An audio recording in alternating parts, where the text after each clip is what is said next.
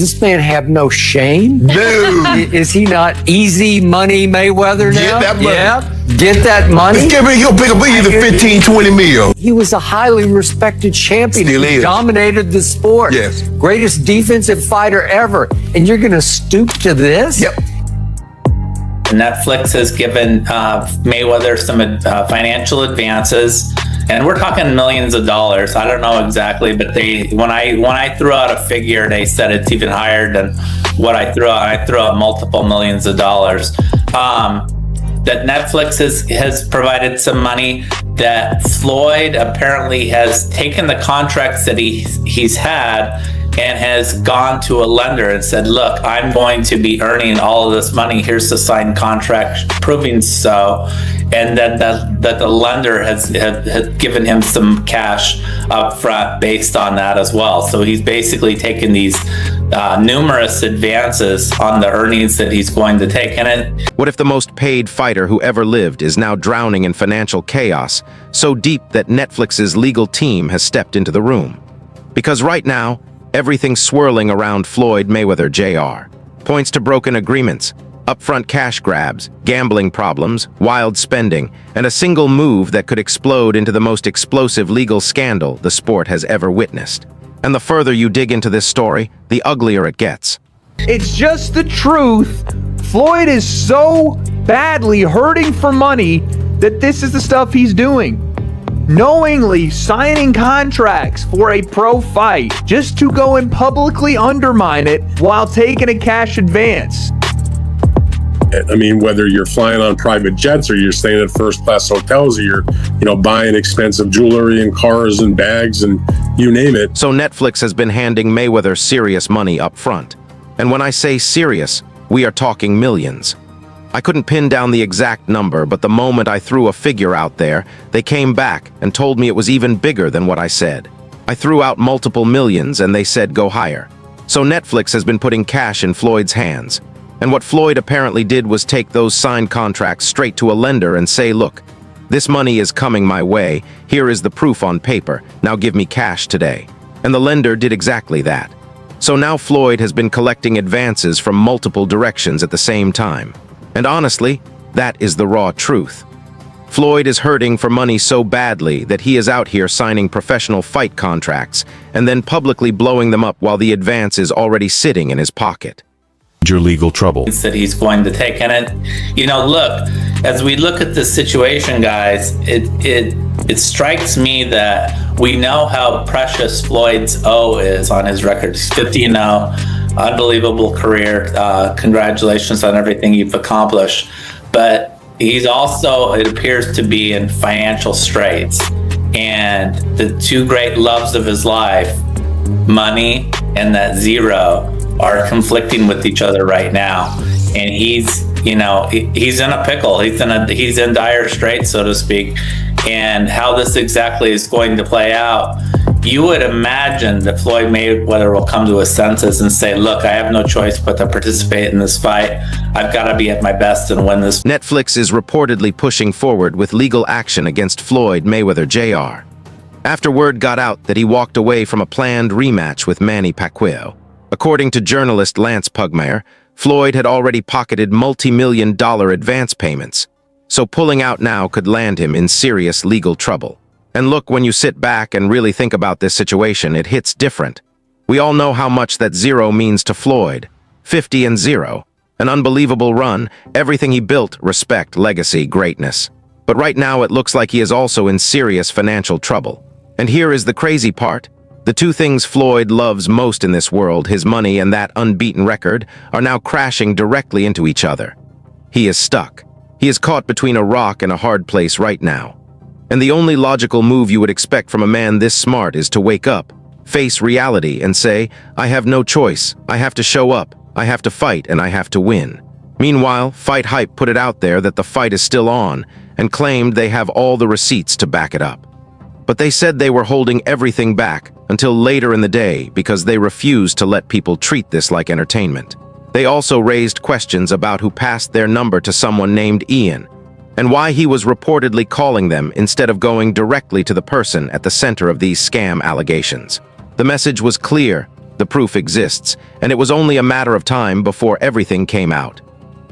Wade Plemons also brought up the Daisy and Logan Paul situations as perfect examples of exactly what Floyd pulls. And his warning was direct. If Floyd tries to run that same playbook on Netflix, the legal consequences coming his way will be on a completely different level. This could follow. That they pay him some insane amount of money or he wasn't going to fight Deji while he was at the venue. And they wanted to change gloves and do all this stuff. And I think they actually did it. They paid Floyd to do it. And I've seen this with a bunch of his exhibitions. And obviously we know about the Logan Paul situation, how Floyd shopped his fight to a different company after essentially scamming royalty like Prince whoever in Dubai and stole his money. This is insane. Now he's trying to do it to Netflix. Oh yeah, he's 100% about to get sued because Team Pacquiao says Floyd Mayweather signed 3 contractual agreements for a professional fight against Pacquiao. 3 separate agreements. They also claim Floyd Mayweather has been paid for signing these 3 agreements and has also taken out a cash advance payment on his purse for the fight. They also say Floyd Mayweather is officially in breach of contract. Smoke Boxing posted on X that Manny Pacquiao himself put Floyd on notice. Step away from that signed September rematch deal, and the fallout from Netflix promoters and sponsors will be severe. That statement alone showed just how much heat is building around this contract and how serious the consequences could get. Meanwhile, Teddy Atlas came forward with his own take, pointing straight at Floyd's gambling addiction and out-of-control spending as the 2 biggest reasons why a massive chunk of that fortune has already vanished over the years. I said earlier, so I don't like that, but I understand the world out there, and I understand putting yourself in that position. If he put himself in that position, some people will say, you know, he's suing now because of his gambling habits, which was not hidden. It was not a secret. He would post, not Teddy Atlas talking about anything that wasn't out there. He would post some of his tickets, his betting tickets that he bet, and they were large bets. And so some people say, oh yeah, like you said, he was Mayweather, Money Mayweather, and now he's suing because he went through his money, he blew his money, whatever. Look, I don't know what the truth is fully in there. I know Stephen Espinoza was named. Joe Rogan made it clear that Floyd Mayweather Jr. was the biggest name and the biggest draw in boxing for well over a decade. Nobody could touch him at the box office. But Rogan also pointed to something deeper: bad financial choices and a complete failure to adjust and evolve over time are what quietly built up these totally avoidable long-term money problems. Money like it's a tap, like he's got a tap, just like unlimited amount of money. Money's just flowing. And even as much money as he's made in his career, which he's probably made as much if not more money than any boxer ever, like there's all these lawsuits, like he hasn't been paying things and he owes money on this and owes money on that, and it's like, and then he's got a... Tasha K broke it down simply: just because Floyd looks untouchable and filthy rich on the surface does not mean the full picture matches that image. The reality hiding behind all that flash can be a whole lot messier, because pulling in massive money means nothing if hidden debts, unpaid obligations, and never-ending expenses are quietly eating it all up from the other side. In the book, y'all know, when y'all see somebody flogging money everywhere, they got this, they got that, they got this. Gervonta Davis Tank told us 2 years ago that the reason they held Floyd Mayweather, you can put it back on the screen, captain, in Dubai is because he had owed them money and they wouldn't release him until he announced the fight to give them their money back. You know they do that over there in Dubai, right? You ain't going nowhere if you owe a debt. He was trapped over there for almost 2 months, according to Gervonta. They shared the same manager, Al Layman, who collected money in cash because Floyd Mayweather gave him a power of attorney to do so. And so when Floyd went down there and sued Showtime, he's suing Showtime, the company, the network. that publicizes. Fan Nation laid out exactly where this whole mess reportedly started, the moment Floyd Mayweather Jr. accepted an advance payment from Manny Pacquiao's camp. And according to the report, that money was never seen as a casual deposit or a soft show of interest. It was handed over with one clear understanding, that Floyd had fully committed to stepping into a real professional fight. Fan Nation made it plain that the second Floyd took that advance, the entire weight of responsibility around that fight shifted onto his shoulders. So if any questions about the legitimacy of the bout came up after that point, Floyd had nowhere to hide. Those people took an advance, right, which is money, against the fight with Manny. Watch this. He took an advance in that fight. He said, okay, I'll fight Manny, but I need an advance. After he got the advance, to my understanding, there then became an issue of whether or not the fight between Manny Pacquiao and Floyd would be an exhibition or whether it would be a real fight. Now, let me tell you why there's a value in that for Manny Pacquiao. Because Manny Pacquiao wants to get his get back in the ring, a real fight with Floyd. He also, for Floyd, what's at risk is his undefeated record. Because Manny Pacquiao has been a relatively active fighter, more active than Floyd has against actual world-class fighters. That's not what Floyd's been doing. Now, after the deal is done, now there's a debate between, or an issue about whether it's going to be an exhibition or whether it is going to be. Before that, up until that point, the agreement was built on the shared understanding that both sides were completely on the same page about what kind of fight this was going to be.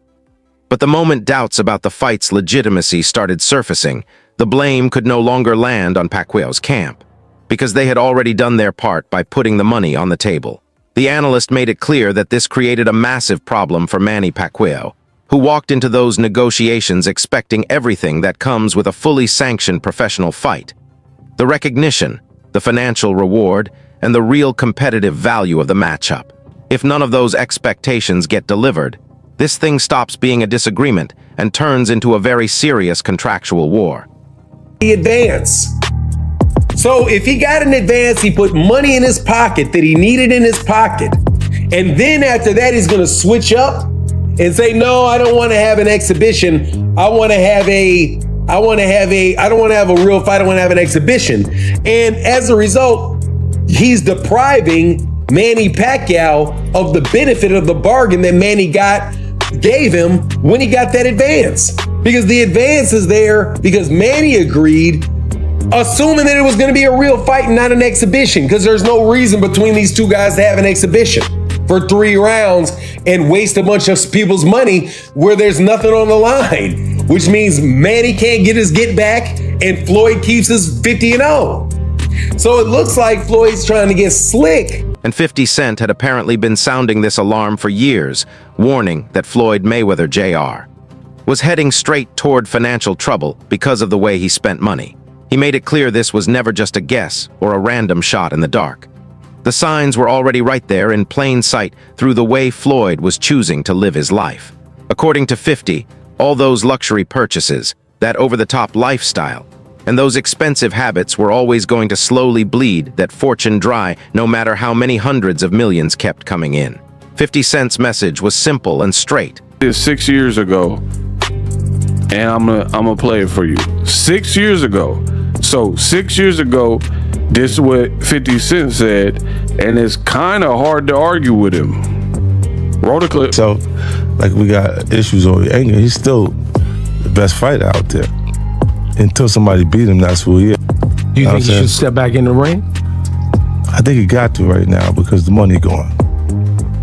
So the money's really gone? Yeah, that's what you think. It's fight, get the money, spend the money, fight. All that money? Yeah, it's been 2 years. So is it just his overhead is so high on a day-to-day, month-to-month? Like I don't even want to talk about it. Like with the lifestyle, that money's gone, trust me. Now it's like, you call him, he'll be at your local host in a nightclub, because you need to. A lot of people at the time tried to write off what 50 Cent was saying as pure hate. But 50 held his ground and made it clear. Everything he said came from financial reality, not personal beef. His point was solid. It doesn't matter if you are Floyd Mayweather Jr., and you have earned more than almost any fighter who ever lived. If the expenses keep climbing and nobody puts a lid on it, you are still vulnerable. According to 50, when your whole life revolves around luxury, keeping up public appearances, and endless entertainment commitments, you get locked into a dangerous cycle. Earn it, spend it, earn it, spend it, repeat. He made one final point that hit hard. Money only builds real lasting security when it is handled with discipline and intelligence. Because without that, even the most jaw-dropping fortune in the world will quietly disappear right before your eyes. Coming back to the ring, he said this 6 years ago. 50 said, I think he got to because the money gone. And then the host was like, what? How did he make $1 billion basically and the money is gone? How is the money gone? And 50 was like, I'm not going to go into detail. I'm not going to go into depth about it.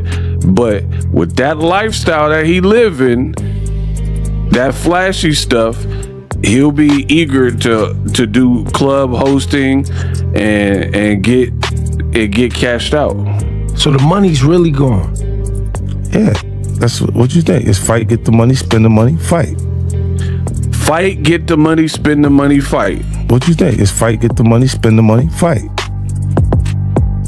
Fight, get the... According to the report, the Floyd Mayweather Jr. fight situation is still very much alive, with multiple sources insisting the bout has not been called off. The commentator said he is sitting on all the evidence, but is deliberately holding it back because he refuses to let this whole thing turn into a circus. He also raised a sharp question. Why is someone named Ian, who is allegedly connected to Netflix, reaching out to him directly instead of going after the person actually being accused here? The conversation around this is getting heavier by the day, with strong suggestions that Floyd's choices right now are being driven purely by financial desperation. The analyst was direct. Mayweather has been running questionable business moves and aggressive money-chasing tactics that plenty of people are flat-out calling scamming. On top of all that, the fight is still officially locked in for September 19th on Netflix, while Floyd is reportedly already considered in breach of contract. And if that was not complicated enough, his ongoing legal battle with Showtime is sitting in the background, adding another layer of serious trouble to an already messy situation. I think I don't want to report that and not know it, but this person that Fight Hype is talking about, I think is someone involved with who is getting scammed there. But there's no receipts, anything like that. But this is getting, Deontay Wilder by the day, dude. I can't believe that Floyd has gone this far. It has to be a money thing, dude. It really does. Like, people, when I said that Floyd was going broke, or at least that he was financially unstable, people were like, oh, he's got more money than you. What are you talking about? And I wasn't even trying to be mean with it. It's just a fact of the matter that Floyd has turned to the most insane business practices and downright scamming in some cases to get money that he hasn't even earned. And this looks like another example, except he's doing it in broad daylight to Netflix. Crazy. Andreas Hale also wrote a story on this. It was supposed to be on... Andreas Hale also jumped in and wrote a piece on this entire situation. Coach Malachi then broke it down even further, explaining that Floyd Mayweather Jr. is currently sitting right in the middle of a serious legal battle involving allegations that around $340 million may have been mishandled or simply lost through various financial dealings. And Malachi made it clear this goes way beyond just broken contracts and bad business agreements. The real issue runs much deeper, pointing directly at years of destructive financial behavior and consistently poor money management decisions. Malachi also put Floyd's lavish lifestyle right under the spotlight, calling out the non-stop extravagant spending, the heavy gambling, the endless expensive purchases, and the constant need to maintain that big flashy public image as major contributing factors to how this whole situation reached this dangerous point. And now it explains why Floyd don't have Al Heyman in the lawsuit. He can't sue him. Come on, man. Al covered his tracks. Now, he may be getting sued by big corporations, stuff like that, but he's not being sued by any fighter. They can't sue him. You get what I'm saying? Floyd Mayweather messed up.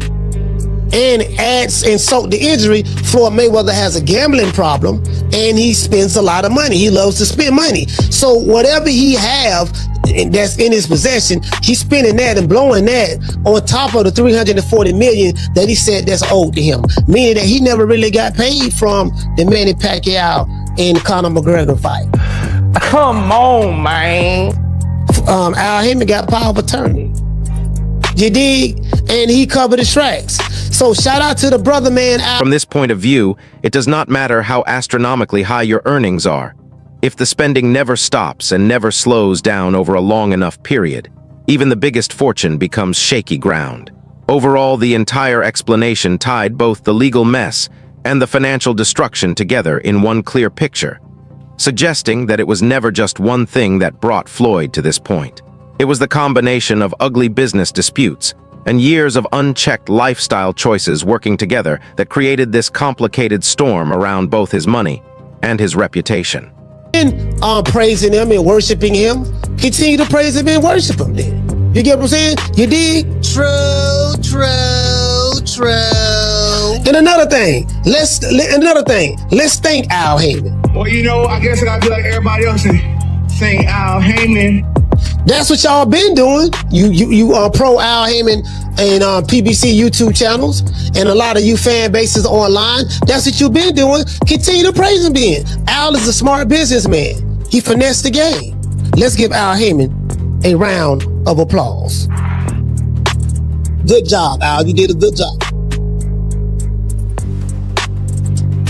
And this is a lesson to all of those out there, you know, who think because you signed with the black man that you will not be taken advantage of and the white man is the evil devil. If that's your position, there ain't nothing wrong with that. I don't have a problem with however you feel either way. But just understand, when someone wants to steal from you. Dan Rafael came out and said that honestly none of what is happening around Floyd Mayweather Jr.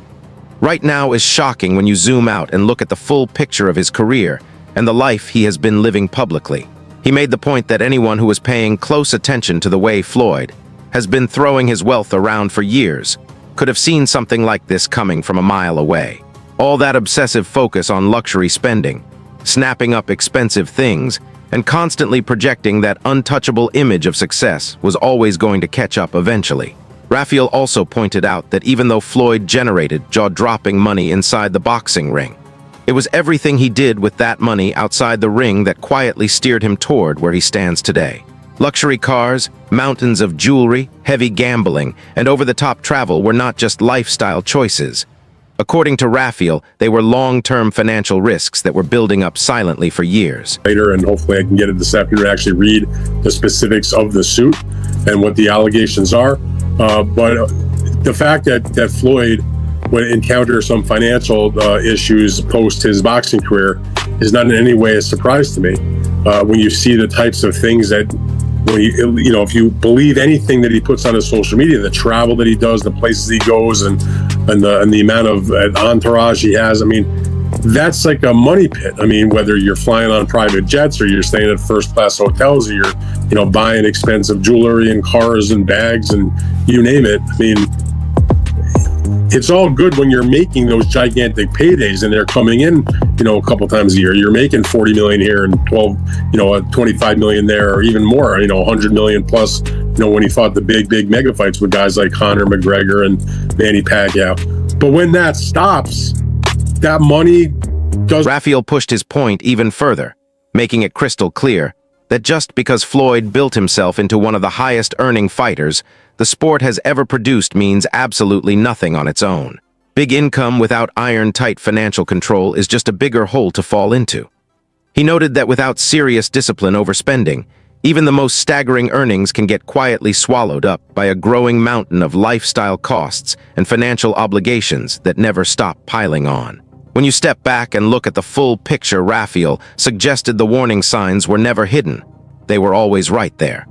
When you combine record-breaking earnings with equally record-breaking, spending, the destination was never really that hard to predict.